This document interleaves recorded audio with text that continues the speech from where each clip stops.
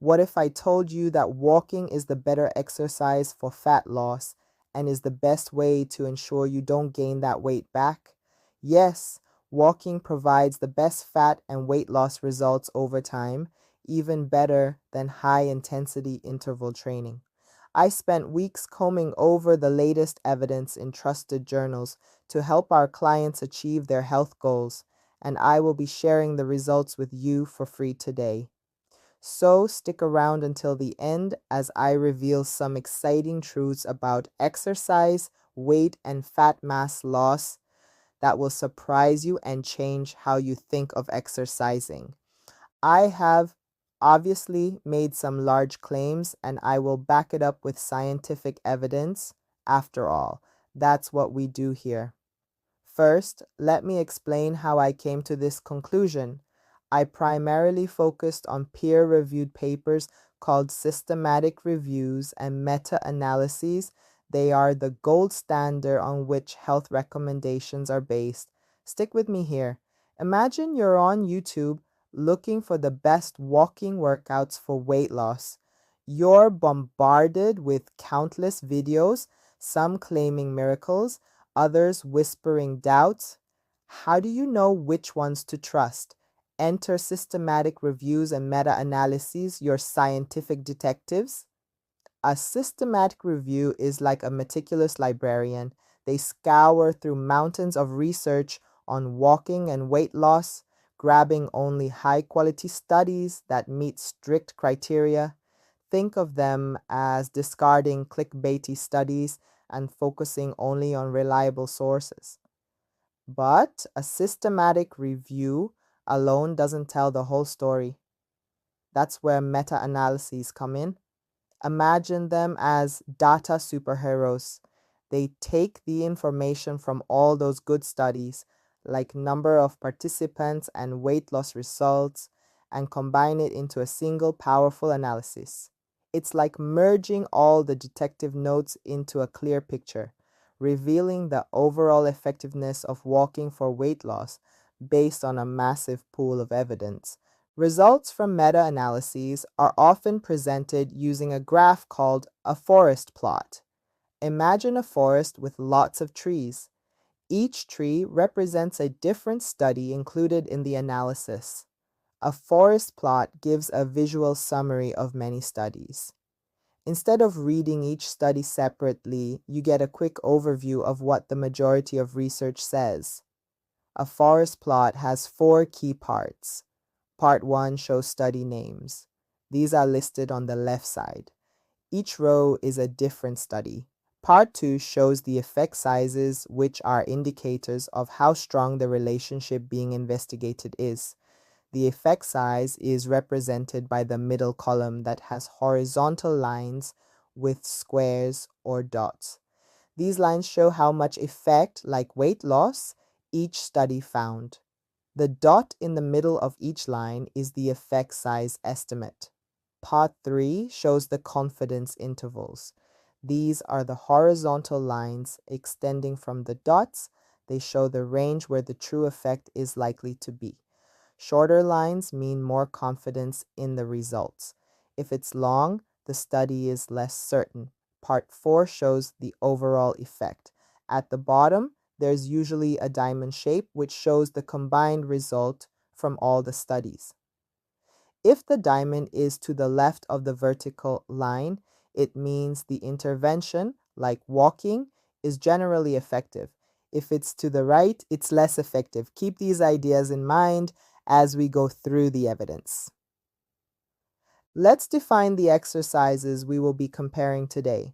High-intensity interval training, abbreviated as HIIT protocols, are the types of exercises that involve changing between periods of exercises that increase your heart rate fast and require for you to give it all the energy you have followed by lower intensity exercise to help you recover or rest from the burst of energy spent. Walking, on the other hand, falls into a category of moderate intensity continuous training, abbreviated as MICT. This category of exercise involves working out at a sustained and steady state at moderate intensity over a prolonged period. Walking, especially at a brisk pace, increases your heart rate and helps burn calories. Brisk walking can burn about 300 calories per hour and has been shown to boost weight loss. Due to the fact that HIIT burns more calories, approximately 650 per hour, there is a belief by most that HIIT is superior to walking, thereby leading to higher weight and fat loss. But this is not true, as can be seen by the scientific evidence.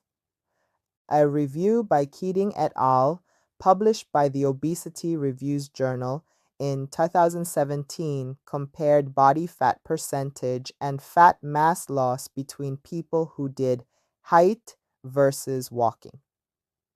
The meta-analysis included a total of 28 studies in health adults. The pooled analysis revealed no significant difference in the reduction of body fat percentage between HIIT and walking. Both HIIT and walking were effective in reducing body fat percentage, but neither was superior to the other. As you can see from this forest plot comparing fat loss reduction in the walking and HIIT groups when the energy expenditure per session wasn't matched, the diamond is more to the right, indicating that walking is better than HIIT. However, the diamond is crossing the vertical line, meaning that the difference is not statistically significant. When the energy expenditure per session was matched, you can see that the diamond is more to the left, indicating that HIIT is better than walking, but this was not statistically significant either. Overall, the diamond at the bottom shows no difference in fat loss between walking and HIIT. Similarly, no significant difference was found in the reduction of fat mass between HIIT and walking. Both exercises led to reductions in fat mass with comparable numbers. The diamond is more on the left, indicating that HIIT is better for fat mass in kilograms, but this was not different overall. In conclusion, walking tended to be better in body fat percentage loss and HIIT better for fat loss in weight. They both improved fat loss in similar amounts. Another review was published by Wewege et al. In 2017 in the same Obesity Reviews Journal. This review only included randomized controlled trials, which are considered the gold standard for human studies. This review compared HIIT and walking in overweight and obese participants, unlike the previous study, which included everyone from the age of 8. This review included a total of 13 studies with a combined sample size of 424 participants. The included studies were conducted ranging from 5 to 16 weeks and were matched for energy to remove biases.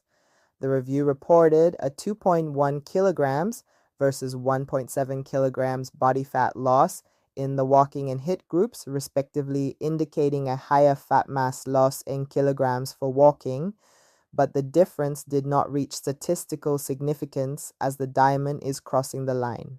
When body fat percentage was compared, none of the exercise types were favored. They both led to similar percentages of fat loss. They also reported a similar reduction in waist circumference of 3 centimeters. What was interesting, however, was that walking and HIIT showed better fat loss compared to ergometer cycling protocols. Overall, this study also showed that there is no difference in fat loss in those who walk and those who do HIIT, but walkers tended to have better fat mass loss. This review included a total of 54 studies with a combined sample size of 11 to 15 participants aged 18 to 65 years. The researchers reported that both walking and HIIT produced small reductions in fat mass ranging from 0.1 to 0.4 kilograms. When comparing the absolute fat mass reduction, we can see that more studies reported better reductions for walking than HIIT, but this did not reach statistical significance. As can be seen in this graph, both walking and HIIT led to small increases muscle mass. While some studies favored walking, others favored HIIT, and others found no difference. Overall, it can be seen that doing both exercises leads to gaining a similar amount of muscle mass. Now let's debunk some common myths about walking and weight loss.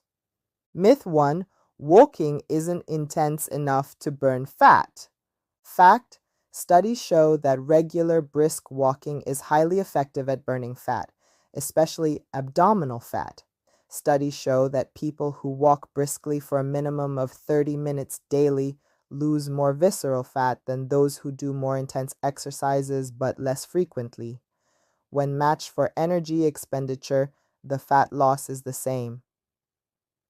Myth 2: you need to walk for hours to see benefits. Fact: even short, regular walks can lead to significant health improvements.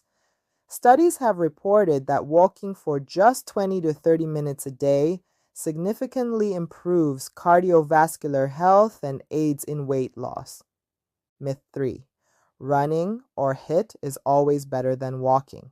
Fact: for many, walking is more sustainable and reduces the risk of injury compared to running. Several studies have shown a higher adherence rate and similar weight loss outcomes in people who walk compared to running or HIIT. I hope you are convinced that walking is better for overall long-term weight loss and maintenance. If not, here are a few reasons for the superiority of walking over HIIT in most people. Benefit 1: accessibility and sustainability. One of the biggest advantages of walking is its accessibility. You don't need a gym membership or special equipment, just a good pair of shoes. This makes it easy for anyone to start and maintain a walking routine. Due to the ease of the exercise, many people are able to stick to it for longer periods of time, hence attain lasting effects. Benefit 2: lower risk of injury. Walking has a lower risk of injury compared to more intense exercises like running and HIIT.